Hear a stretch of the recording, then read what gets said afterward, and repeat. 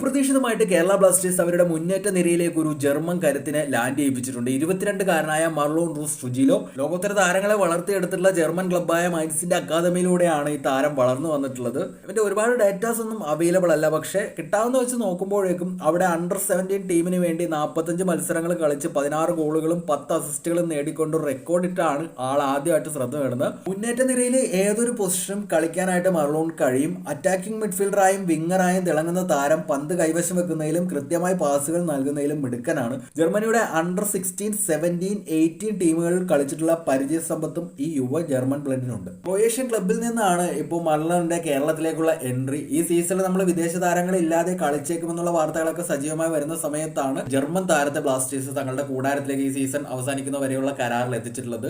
ഇവിടെ വന്ന് കളിച്ച് സെറ്റായി കഴിഞ്ഞാൽ ഒരുപക്ഷെ നിലനിർത്തുമായിരിക്കും. അതൊക്കെ കാത്തിരുന്ന് കാണേണ്ട കാര്യമാണ്. എന്തായാലും അതിവേഗം മുന്നേറ്റങ്ങൾ നടത്തി എതിരാളികളെ പ്രതിസന്ധിയിലാക്കാനും ഈ താരത്തിന് കഴിയും. എന്തായാലും താരത്തിന്റെ സൈനിങ്ങിനെ കുറിച്ചുള്ള നിങ്ങളുടെ അഭിപ്രായങ്ങൾ കമന്റ് ചെയ്യുക.